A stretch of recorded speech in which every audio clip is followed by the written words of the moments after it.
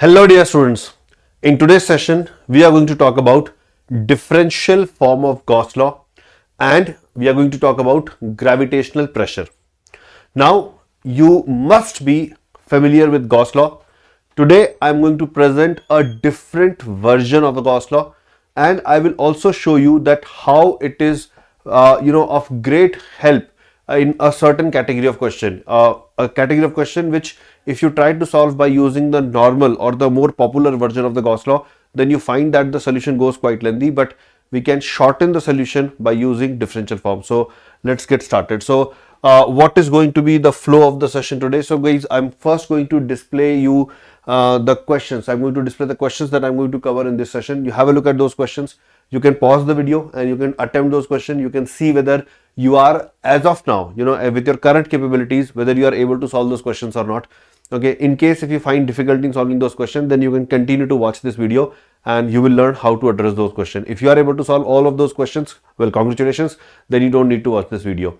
Okay, and then in the end, I will give you one teaser also. Okay, so this would be the first question. It's a Irudov question. I'll get out of the frame so that you can see the question in one go.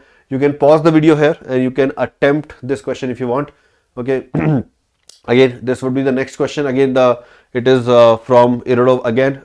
Exactly the next question after this one, the previous one. This one. Okay, so second question. Okay, then again third question. This is also from Irudov. Okay, this is also from Irudov. So you can give all these questions a try. Okay, then this question is again from Irudov, but it is from gravitation part. Okay, it is from gravitation part. So you can see, you can pause video and you can check out whether you are able to solve this question or not. And then this is the question which came in JEE Advanced 2020, JEE Advanced 2015. Okay, paper 2 question. Okay, so all of these questions that we have seen today, okay, these questions can be addressed with the theory that we are going to cover in a short while. So let's get started. Okay, so first of all, what is differential form of Gauss law? So guys, to solve a question such as the ones I displayed here, for example, if we go to the first question here, this one. So here what is happening is that we have a ball of radius r. It carries a positive charge whose volume density depends on the separation from the ball center. So density, volume charge density in a sphere is a function of the radial distance from the center.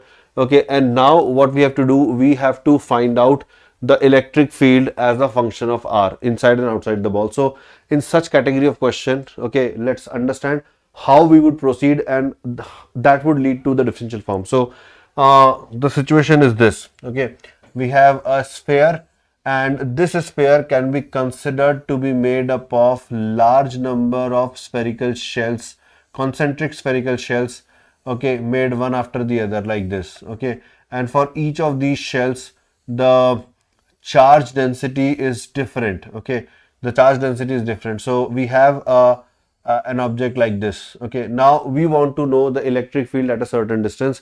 For that, what we can do, we can choose a Gaussian surface. Now this is interesting. Okay, we can choose a Gaussian surface. Okay, and the surface that we are choosing, let's say the surface that we are choosing, it would be an unusual kind of surface. Now what would be unusual about that? So we will choose the surface. Normally we choose a sphere as the surface. Here we are choosing this layer as the surface. So this layer, okay, this is a thin layer. Okay, this is a thin layer. So this is our surface. Okay, this is the volume.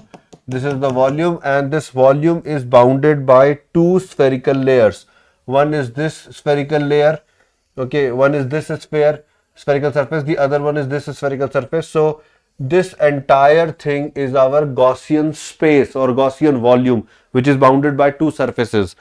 Okay, so if I want to calculate, like just to highlight what I'm talking about, if I want to calculate the charge enclosed, then that would be the charge enclosed within this volume. Okay, that would be the charge enclosed within this volume. And how do we write it? So let's say if this is of radius r and if this has got a width of dr, then it would be written as rho into 4 pi r square dr. Are you getting it?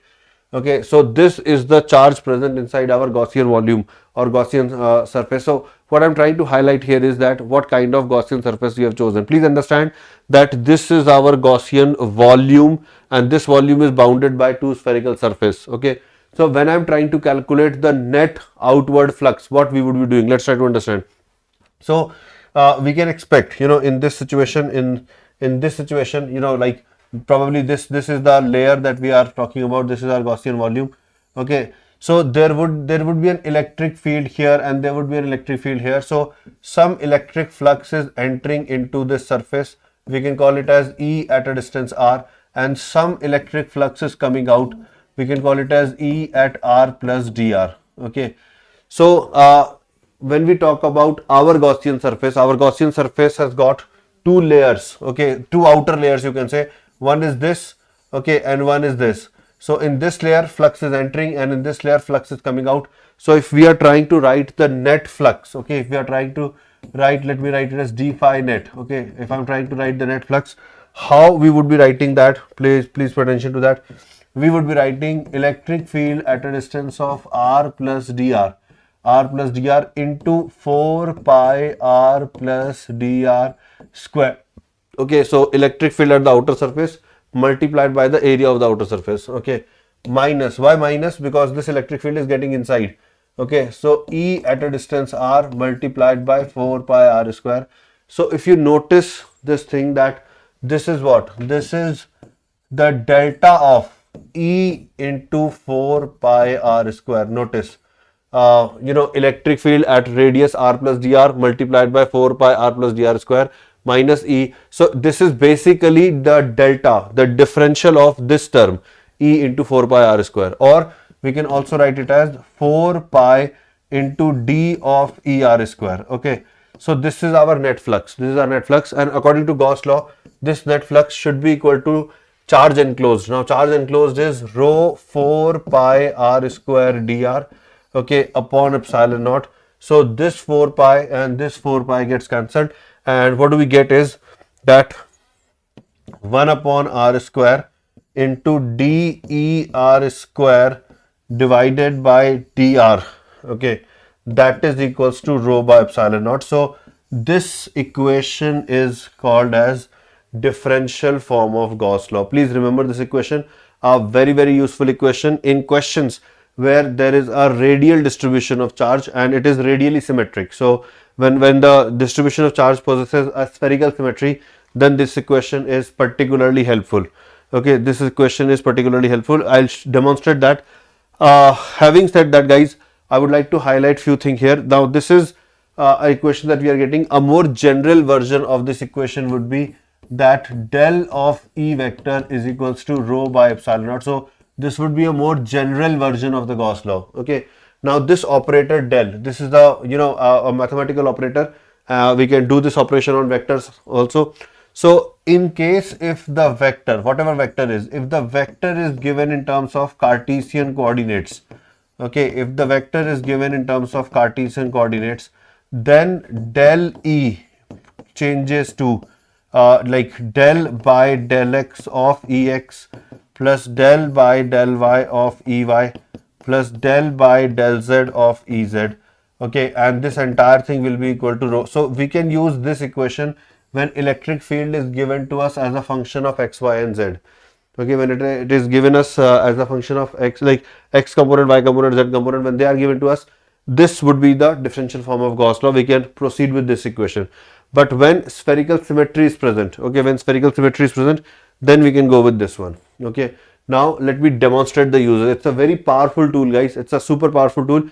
And also I will try to reiterate here that even if you did not get the derivation, like how we got this, although the derivation is not very difficult, but suppose if you did not get the derivation, you can still remember this equation and you can put it to use. Let me demonstrate. So this was the first question that was asked. It says a ball of radius r carries a positive charge whose volume density depends only on the separation as the ball center. Okay, so if I write 1 by r square d by dr of r square into E is equals to rho by epsilon naught. So I will write it as rho naught into 1 minus r by r, okay, divided by epsilon naught. Okay, next what we'll do, we can bring this r square on the other side. So I'll erase this and we'll bring this r square on this side, plus we can then bring this dr on the other side. With this dr can be brought here. Okay, this dr can be brought here. We can now integrate on both sides.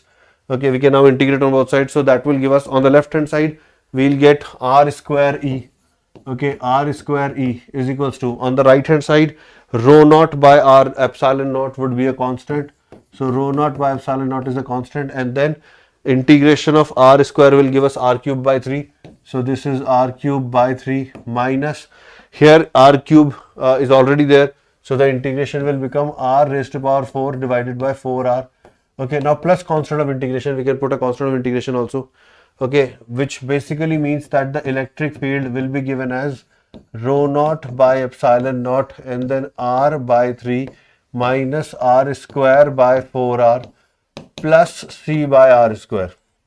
Okay, now how do we get the value of c? This is an important step, guys. How do we get the value of c?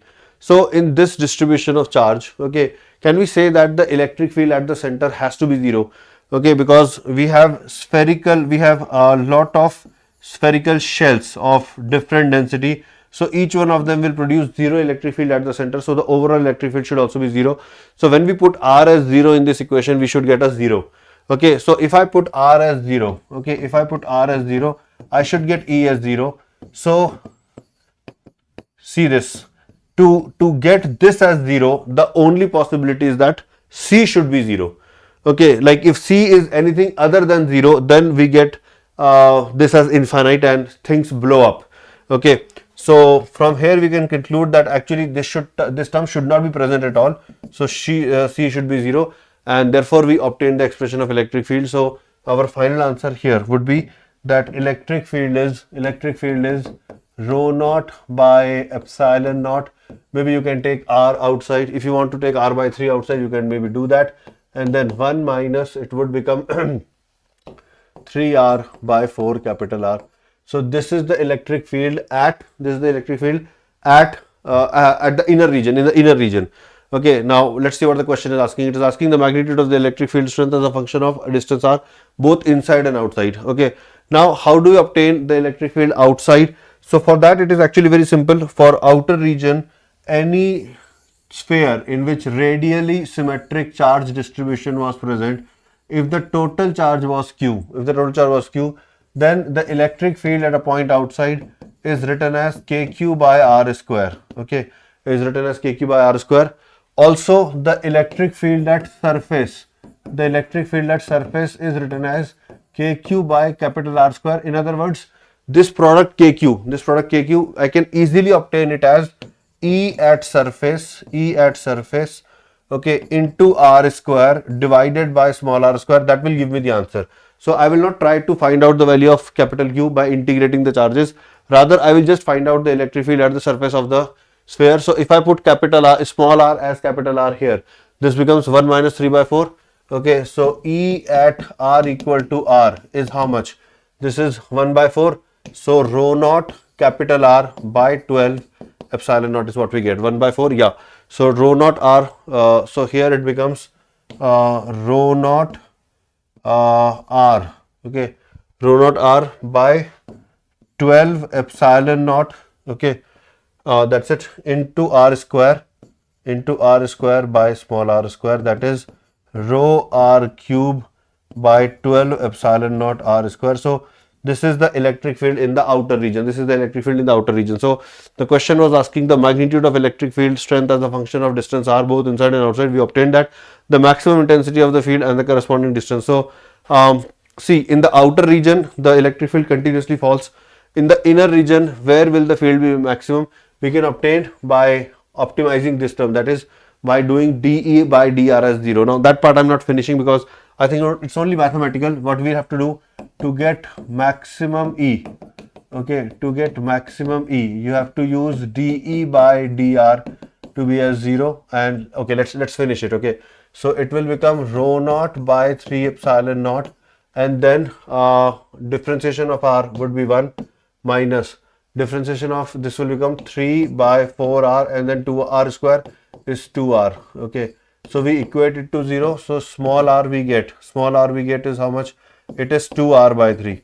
Okay, now you can put this 2r by 3 in the expression of E, okay, and that will give you the maximum value of E. So the point here being, we have just finished the question for the sake of finishing it, but the question was done. The moment you calculated E as a function of R. Okay, and you see that it was quite an easy calculation if you used the differential form of Gauss law. So in that case, the calculation could have been very, very easy. Alright, so I hope you like this method. I hope you like this method. I hope you enjoyed this method. The answers are present here. Inner region, we got this value, so this is correct. Outer region, we got this value, again this is correct. And for maximum, we got 2 by 3 r, so again this is correct. This I did not calculate, this you can do probably yourself also. Alright, so this question, which is otherwise very difficult to do, if you would have tried this question without using the differential form of Gauss law, you would have realized that either you are not able to do this question, or if at all you are able to do this question, then it is taking a lot of effort from your side. Okay, now let's come to the next question, guys. Again, a system consists of a ball of radius r carrying a spherically symmetric charge. Okay, the surrounding space is filled with a charge of density rho equal to alpha by r, where alpha is a constant, r is the distance from the center of the. Find the ball charge at which the magnitude of the electric field strength vector is independent of r outside the ball. How high is the strength, the permittivity of the ball?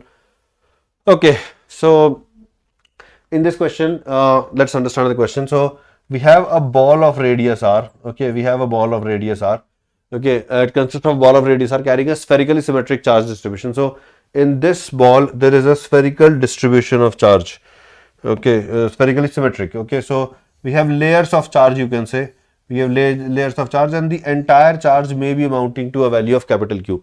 The entire charge may be amounting to a value of Q, and outside this sphere, now this is interesting, outside this sphere, okay, we have some space charge, like the space is also filled with charge, and this charge has got a variable density.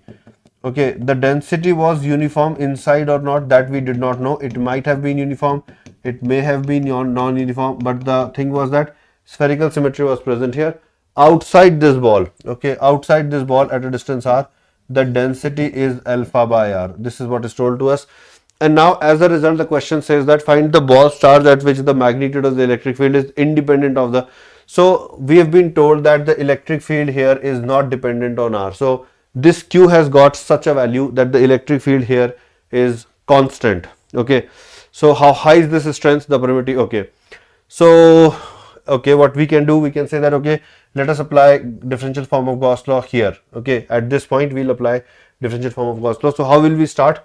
We will write 1 upon r square into d by dr of E times of r square is equals to rho by r. Okay, rho by epsilon naught, sorry, not r, it is rho by epsilon naught. Okay, now you notice that the question says that E is constant in this region. Now if E is constant in this region, then from this differential we can pull E outside. Okay, so the left hand side will become 1 upon r square into E into d by dr of r square is equals to rho upon epsilon naught. Rho is given as alpha by r. Okay, so it will become alpha by r upon epsilon naught. So now this becomes 1 upon r square into E into the derivative of r square with respect to r is 2r is equals to alpha by r epsilon naught. Now if you check this, this r, this r, they get cancelled, and from here we obtain the value of electric field as alpha by 2 epsilon naught. Okay, so this is the strength of electric field. The question was asking us how high is this strength. Okay, how high is this strength? So the answer is alpha by 2 epsilon naught. Now the question is also asking the value of Q. We have not calculated that yet. For that, guys, tell me, if the electric field here is E and if it is constant in this entire region, can I say that this E should be the same as what we have on the surface? Can we say that this E has to be equal to the electric field that we have at the surface, and that should be equal to KQ by R square, and therefore Q should be equal to R square by K into E, and E is alpha by 2 epsilon naught here. Now this K can be replaced by 1 upon 4 pi epsilon naught. As a result, this 2 will get cancelled, this epsilon naught will get cancelled. Okay, and we will be left with 2 alpha pi r square. So that would be the charge. This is the charge. So these two are our answers, and you see how easily we got these answers. And I'm pretty sure that if you tried this question without the Gauss law, without the differential form of Gauss law, you would have struggled a lot with these questions. I've seen students struggling a lot with these questions. So this is going to be the answer. Let's have a check. So Q is 2 pi alpha r square, and we got the same thing, 2 pi alpha r square, and the electric field we got half alpha by epsilon naught, and again we got half alpha by epsilon naught. So both the answers are correct. Okay, so getting this, guys. Okay, so we did the next question also using the differential form of Gauss law. Next go to the third question. Okay, so again it says a space is filled up with a charge with volume density this much. Okay, find the magnitude of the electric field strength as a function of R. Similar question, conceptually the same, only the function is different. So we'll start by saying, okay, 1 by R square into d by dr of E times of R square is equals to rho. Now rho is given as rho naught e raised to power minus alpha R cube divided by alpha naught. So this is what we are getting, and we have to obtain the value of E. What do? We will bring this R square on the other side. So we'll bring it here. That would be my first step. Okay, that would be my first step. My next step would be to bring this dr on the other side. Okay, to get this dr here. Okay, and now we'll get it integrated. So integration of this will become ER square. Okay, we did similar steps in the previous question also, and now we have to integrate this. So it will become rho naught by epsilon naught integration of e raised to power minus alpha R cube into R square dr. Now to integrate this, we can resort to substitution. We can say that, let us say e raised to power minus alpha R cube is, let's say t. So e raised to power minus alpha R cube multiplied by minus 3 alpha R square into dr would be dt. Okay, so if you check that what we have in the expression, this is present in this expression. Okay, in the integrals, then r square dr is also present. So this entire thing, e raised to power minus alpha R cube and then r square dr, this entire thing can be written as dt divided by minus 3 alpha. So let's do the substitution. So here we come. So er square is equals to rho naught by epsilon naught, and then integration of this entire thing, but this can be replaced by dt by minus 3 alpha. So this will become er square is equals to rho naught by minus 3 alpha epsilon naught. Integration of dt is simply t, and t is this, so I will substitute it. Okay, so this would become e raised to power minus alpha R cube, and remember there will be a constant of integration. Okay, so e will be rho naught minus by 3 eps plus c by r square, and there would be an r square here also. Okay, there would be an r square. Now remember, when we put e as 0, r as 0, we should get e as 0. Okay, so if I put r as 0, if I put r as 0, okay, 1 by r square is common. So can I say that c minus rho naught upon 3 epsilon naught alpha into e raised to power minus alpha R cube, this entire thing should be 0. Only then 0 by 0 form will appear, and then we can have a finite value. So when r is 0, e should be 0. In other words, if I put r as 0 here, this will become e raised to power minus 0, e raised to power 0 is 1. So c we got. Okay, so c is rho naught by 3 alpha epsilon naught. So the electric field that we will get, how much will it be? It would be rho naught by 3 epsilon naught alpha R square 1 minus e raised to power minus alpha R cube. So this is the formula. Okay, this is what we wanted to. So as a function of radius r, we got investigate the obtained expression for small and large values of r. Okay, now this is something. Now beyond this it is mathematical. Okay, if let's say the first case is alpha R cube is much smaller than 1. So if alpha R cube is very much smaller than 1, okay, then it becomes e tends to e raised to power 0. Okay, okay, now e raised to power x can be written as 1 plus x if x is small. So we can rely on that. Okay, we can rely on that. So electric field will become rho naught by 3 epsilon naught alpha R square and then 1 minus 1 minus alpha r cube. Okay, so this becomes what? Rho naught by 3 alpha naught r square. Okay, and then alpha r cube. So alpha gone, and rho naught r by 3 epsilon naught is what we are getting. Similarly, you can find out the other value also. You know, if this is way greater than r, okay, if this is way greater than r, okay, 1, this is 2 greater than, this will become 0. Okay, so correspondingly we can get the answer. So we got this, and we got this also, and if this is very large, then we simply get this. So even this is correct. So all the answers we have got, getting it, guys? So reiterating, guys, we learned the differential form of Gauss law, and we saw that any question in which the charge density is varying radially, okay, it is spherically symmetric, but it is varying radially. In those questions, if you have to find out the electric field, then differential form of Gauss law is a very, very convenient tool to find it out quickly. Okay, now there is an important comparison I would like to do. From that comparison, we will arrive at some conclusion. Okay, or maybe instead of doing this comparison, let's talk about the concept of gravitational pressure. Okay, let's talk about gravitational pressure. Okay, so first, I want you guys to get a feel of why do we even talk about gravitational pressure. Okay, like why does it exist? You know, sometimes we talk in terms of formula, we talk in terms of math, and we use some formula, we do the question, like we get some question, we try to solve that question, we get the answer, and we assume that we know everything about that. Or but I think it is important to feel the concept also. Like if we are talking about gravitational pressure, why are we doing that, or from where is it getting created? Fundamentally, we need to understand the topic. So I'll try to do that.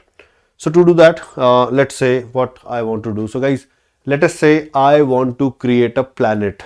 Okay, so let us assume that I am God and I am now sitting down to create a new planet. Okay, and there is nothing in the universe except like in the space in which I am sitting right now.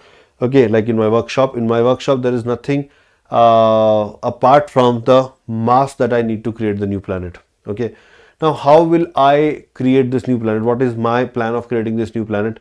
Since I'm God, I can do anything. Okay, so I will switch off gravity. That would be my first step. Okay, I decided that okay, let me switch off gravity. So I made the universal gravitational constant as 0. Okay, the moment I make it at 0, I ensure that there is no gravity in this universe now. Okay, nobody is attracting no one else. Okay, now after that, what did I do? I put the mass that I had got. Let's say I had a powder. Okay, I had a powder. So I used that powder to create various spherical layers. You see here.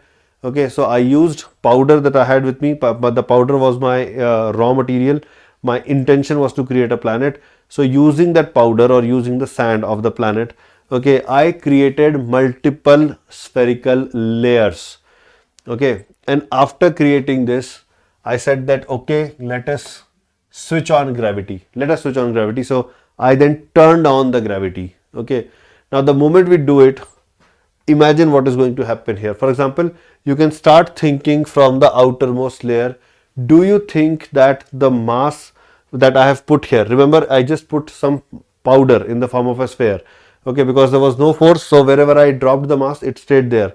Okay, so this mass, do you think it will continue to remain here, or do you think that because of the gravitational pull of the inner shells, this mass will start moving radially in? Do you think this will happen? And the same thing will happen with this. Okay, and the same thing will happen with this until they come in contact and start pressing each other. Like, so what we can conclude from here is that ultimately all these shells, they are going to get in contact with each other, and every layer, you know, will be touched. It will be in contact with the one below it and with the one above it. So this is what we are going to witness next. Like all these layers have collapsed, and they have collapsed to form a solid sphere. They have collapsed to form a solid sphere. But within this solid sphere also, if I just talk about one particular layer, then this layer is in physical contact with the mass present under it, okay, just below it, and it is in physical contact with the mass present above it. Okay, so a layer like this, okay, it is in contact here also, physical contact is there, and it is in contact here also. Getting it? So if I divide this entire mass into three regions, 1, 2 and 3, where one region, one mass is the one which is inside the shell, 2 is the shell itself, and 3 is the one which is outside the shell. So what you will discover is that 1 is exerting a contact force on 2. So from here a contact force is being exerted. Okay. Similarly, 3 is exerting a contact force on 2. Let us call it as dn2, let us call it as dn1. Okay, and if you consider a small region of area dA, if you consider a small region of area dA, which will then appear in the form of a cylinder of area dA and height dr. Okay, so on this cylinder, we have a radially outward force, let's say dn1. We have a radially inward force, let's say dn3. Okay, dn3, and we have a radially inward force which is dm into g, like whatever is the gravitational acceleration here, this mass is getting pulled inside. So that is what was happening when we switched on the gravity here. Every dm mass here, it was getting inside because of gravity, and it will not experience any other force apart from gravity unless it physically touches the other masses, which has happened here. Okay, all right, and now this layer is not moving. Now we are getting a solid body like this, so the layer has stopped moving. If the layer has stopped moving, then we can write the equation that dn1, the radially outward force, is equals to the radially inward force, which is dn2 plus dm into g. Okay, now how do we write dn? How do we write dm? It would be density into dA area, okay, into dr into g, and if we divide this entire equation by dA, okay, so dn1 by dA is equals to dn2 by dA, okay, plus rho dr into g. Okay, are you getting it? So this is what? This is pressure at radius r.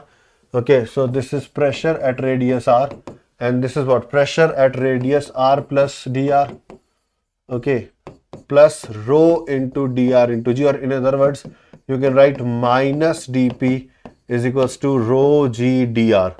Okay, now some of you may recognize this equation. This is the same equation that we write for fluids also, that change in pressure is equals to rho g into h. Okay, so yeah, that is correct, guys. We are getting the same equation, but it's important to also understand that why the gravitational pressure is existing. So you create a planet like this, or planet is formed like this. All the mass is trying to get closer to the surface, closer to the center. It's trying to contract, and in its bid to do that, it is in physical contact with other layers also. So each layer is pressing upon the next layer, and because of this, the pressure exists. And here one thing is also very clear, that the outermost layer is being pressed by nothing. It is being pressed by nothing. So the pressure here is zero. Which means that pressure increases as we move towards center, or pressure decreases as we move out, and that is what is indicated by this negative sign. Okay, this negative sign indicates that dp by dr is minus rho g. That means pressure is decreasing as the radius is increasing. Okay, so this equation will become your starting point for many of the questions. Okay, all right, and now guys, to further understand this situation, that what is happening, let's talk about what would happen. Okay, what would happen if I try to create a sphere under electrostatic forces? Like so this was a sphere created under the effect of gravitational forces. What if I want to create a sphere, okay, in which positive charge is present? Okay, positive charge is present instead of mass. We are now using charge. Okay, so if I try to create a sphere under influence of electrical forces only, okay, first of all, will I be able to create a sphere? Because creating such a sphere is possible. This is just a planet. The planets do exist. So we can create spheres which exist under the influence of gravitational forces. But can we create spheres which exist under the influence of electrostatic forces only? Well, the answer is no. Okay, because Unlike gravitational forces, these forces are repulsive in nature, so they will not stay together. These particles will not stay together by themselves, like under the influence of electric forces only.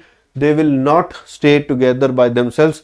Now if we want to create a sphere, okay, if we want to create a sphere like this, one of the possibility is that you put a physical barrier around this. So what you can do, you take a sphere made up of plastic or whatever. So you take a physical boundary and then you fill that physical boundary with positively charged powder. Okay, in that case you can get a ball. In that case you can get a ball. But what is important to understand here is that all this mass would be trying to get out, so it would press against this physical boundary, making the pressure at surface to be non-zero. In fact, this would be the maximum pressure that we will witness here. So in that sense, it is different from this case. In this case, pressure at surface is zero and it increases as we are moving inwards. Okay, in this case, pressure at surface is maximum and it decreases as we move inward. Pressure at the center will be zero here because all the mass is trying to get away. So there is no pressure at the center. Okay, so in this case, pressure at center would be zero, and in this case, dP will be equal to rho. Here, rho is the charge density. Okay, rho into dr into the electric field. So this would be the equation applicable here. Okay, and here this. So there is a difference between the two situations. Okay, in this case, pressure increases as we move out, whereas in the case of gravitation, pressure decreases as we move out. Okay, now coming to this question, like how can we solve this question? So uniform sphere has a mass m, radius r. Find the pressure inside the sphere caused by the gravitational compression as a function of distance. Evaluate P at the center of the earth, assuming it to be a uniform sphere. So guys, whatever we did, just that we have to treat this sphere as a uniform sphere. Okay, and the uniform sphere has the mass m and radius r. Okay, now we know that dP can be written as minus rho g dr. Okay, and g in this sphere is written as 4 pi g into rho by 3 into r. Okay, so this is how we write into dr. Okay, so this will become what, like we will write okay, we can then write integration of dP. Okay, from let's say it was 0 at the surface to a general value, so minus rho by 3 4 pi g rho square, actually rho square 4 pi g. Okay, integration of r dr. Now pressure was 0 at capital R and at a general value we don't know how much it is, so we'll integrate this to get the answer. So we'll be getting P minus 0 is equals to rho square 4 pi g by 3. Okay, now adjust the minus sign by substituting lower limit first. So it will become r square minus r square by 2. Okay, so this is what we'll be getting the pressure. Like the function of pressure would be rho square 4 pi g by 3. Okay, rho square 4 pi g by 3, or maybe we can write it as 6.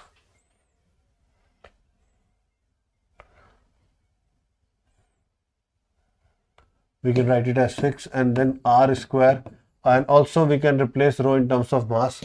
So it will become m square by 4 pi by 3 r cube square. So that is rho square into 4 pi g by 6 into r square, and now we can simplify it. So one of the 4 pi will get cancelled. Okay, one of the 4 pi, the other 4 pi will remain. So one of the 4 pi gets cancelled, the other 4 pi remains. Okay, so we get gm square divided by, okay, this will become 9. Okay, I'll do it here. So 9 by 6 and a 4 pi is also there. So 3 times of 2, 3 times of 3. So 3 by 8 pi. Okay, so 3 by 8 pi. Okay, then r raised to power 6. Okay, r raised to power 6 and then r square. So now you can find the pressure at surface by putting r equal to capital R, that is 0, and by center by putting r equal to 0. So that is how you get to the answer. So 3 by 8 and then everything seems to match. Okay, a gamma represents capital G. Okay, all right guys. Okay, so this is how we solve this question. The most important thing to understand that the graph of pressure versus radius is parabolic. Okay, face down, okay. All right.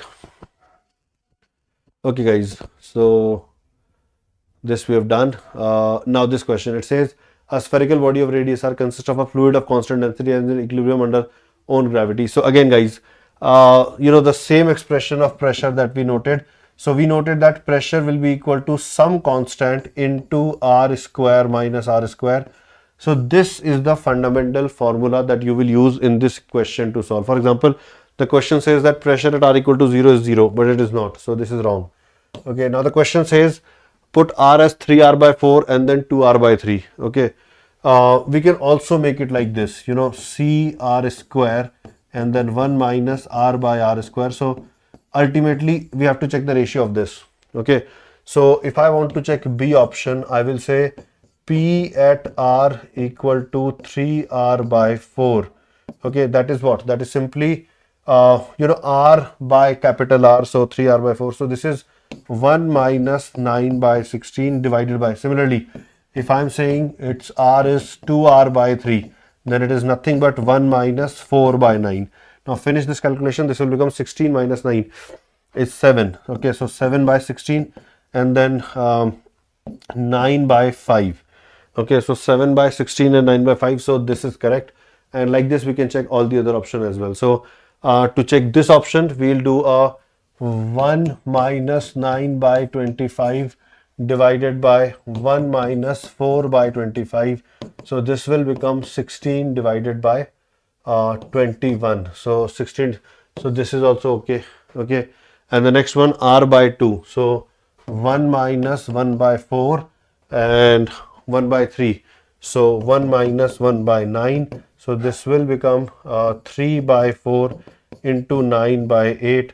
So this is 27 by 32. So this is wrong. So B and C are correct.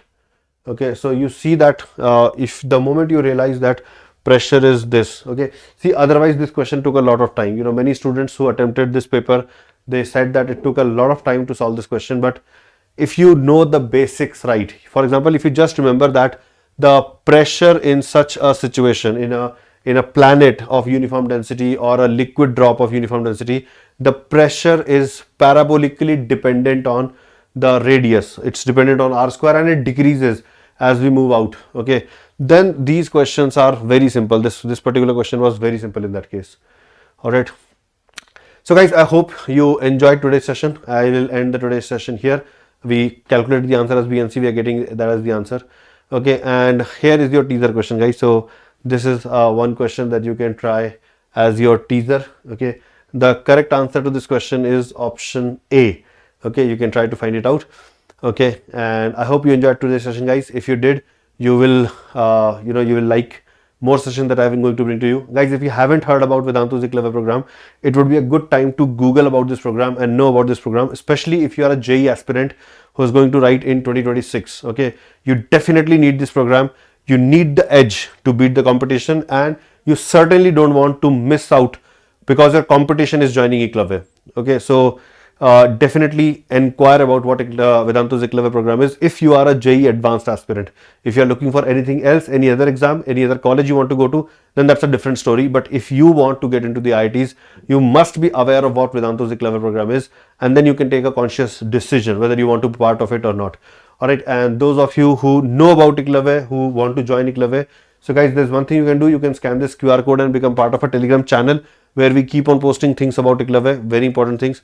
Okay, or else I have taken a session on this YouTube channel stating the launch of Eclair program.